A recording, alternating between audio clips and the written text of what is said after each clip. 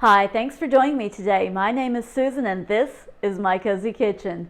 Today I'm making one of my favorite foods, green chili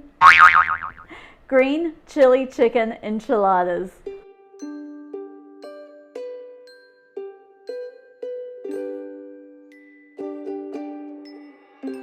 Okay, I have everything here that I need to make my green chili chicken enchiladas. But first thing this morning, I started my crock pot with my chicken and my spices. It's been cooking all day. It's ready now. All I have to do is shred it and then throw everything else together.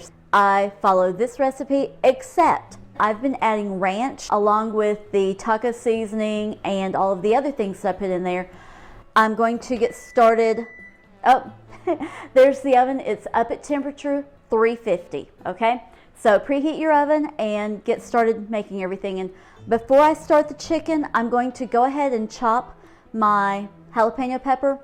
Normally, I would use a can of the chopped green chilies. I'm out of my little can of chilies. Either way, you can do the fresh jalapeno or you can do the chilies from the can.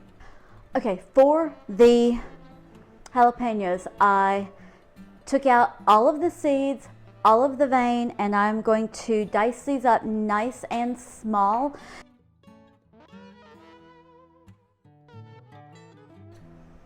Okay, so here is my jalapeno. I have just under a quarter cup, so that's a decent amount. That was a fairly large jalapeno, so you might want one or two depending on the size of your jalapenos. Now, next thing up, let's pull out the chicken.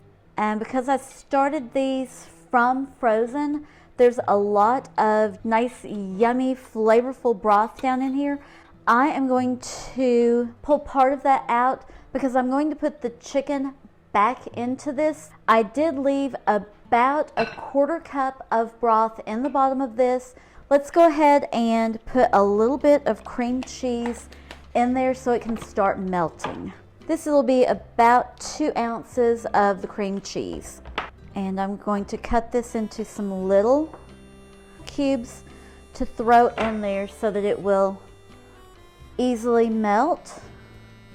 You know what? I think I'm going to go ahead and toss the jalapenos in there also and let them just start softening so that when I add the chicken to it, it will really be ready to give off some of that wonderful flavor.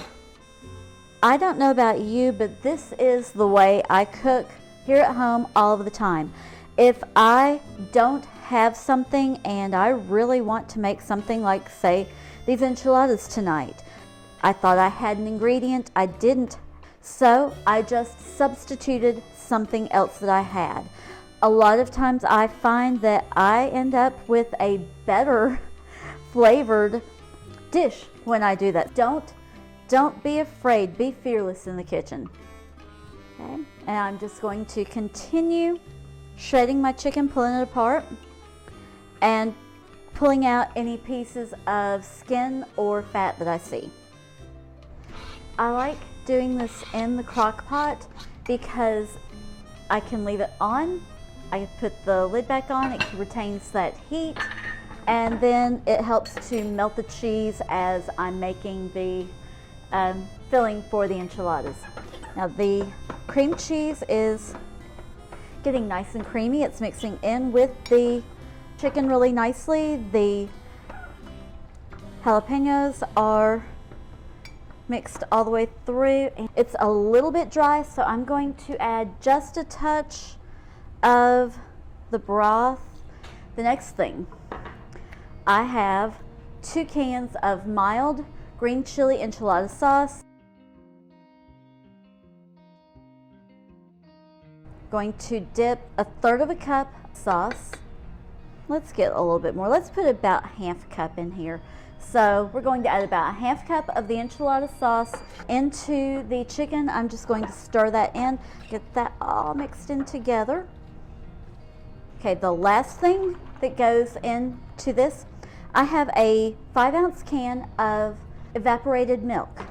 I love to add this into the sauce for my enchiladas. It makes it a little bit creamier and a little bit richer. It doesn't really change the flavor that much, but it definitely makes it just a little extra. And if you know me, you know I like being just a little extra. And this is evaporated milk, not sweetened condensed. Those are two totally different things. Last thing to do, shred some cheese. I have a little bit of extra sharp cheddar. I've got about 3 ounces of Colby. I really like to use Colby in dishes like this because it melts so nicely. I don't use an extreme amount of cheese. I have people with dietary issues, so I use a little bit in the dish, and then I have some at the table for serving for people that want to add more to the top of theirs. And that's about 3 ounces. I'm going to just sprinkle over maybe an ounce of that cheese that I will mix into the chicken in a little bit. And now let's shred the extra sharp cheddar. I have the Colby and the extra sharp cheddar mixed together. Just going to put this to the side to wait. I have a little bit of tahini seasoning. I'm going to sprinkle a little bit of this in here. That was maybe half a teaspoon. I like the way it brightens the flavors in the enchiladas. Just gives it that little extra something special. And the cheese has had a chance to melt, and I'm mixing that in. I have my kitchen spritzer with, just has vegetable oil in it. I like to spray this on the bottom of the pan. And because it's more of a stream instead of a spray, I'm going to just spread it over the bottom nicely along the sides. All right, then I always put down just a small layer of sauce on the bottom so that the bottom isn't dry and hard when I serve the enchiladas. I have some tortillas from the deli at my grocery store where they make them fresh.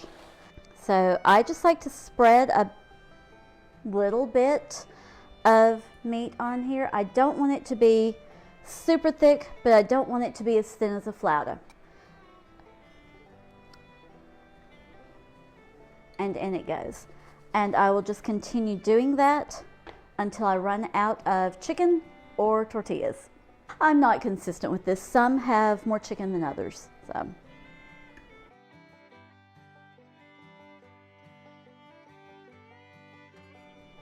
Okay.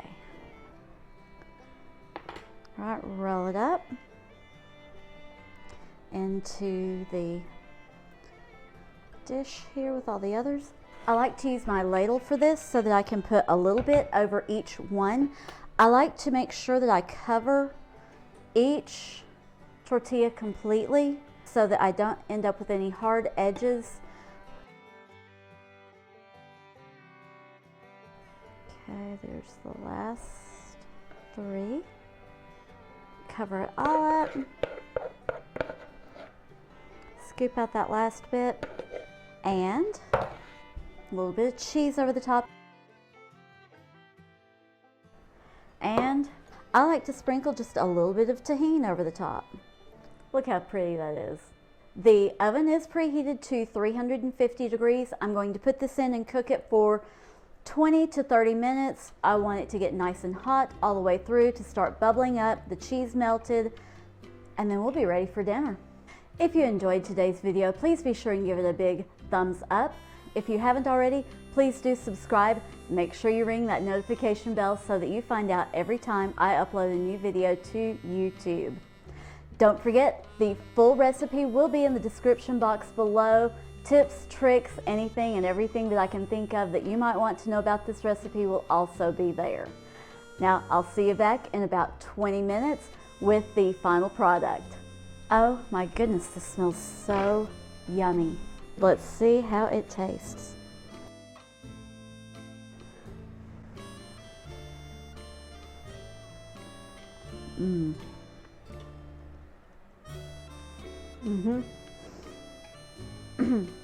The sauce has infused, if you will, into the tortillas. I like to use flour tortillas. If you like corn tortillas, they would be really good with this too. But the tortillas have just absorbed that flavor from the sauce. It's nice and creamy. The chicken is flavored spectacularly. I am thrilled with this, and apparently I'm hungry because I'm going for a second bite. Look what a pretty bite. Yeah, it's time for me to stop talking and start eating.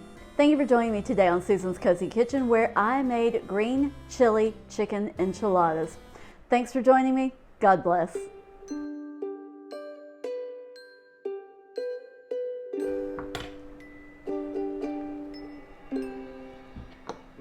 That's good.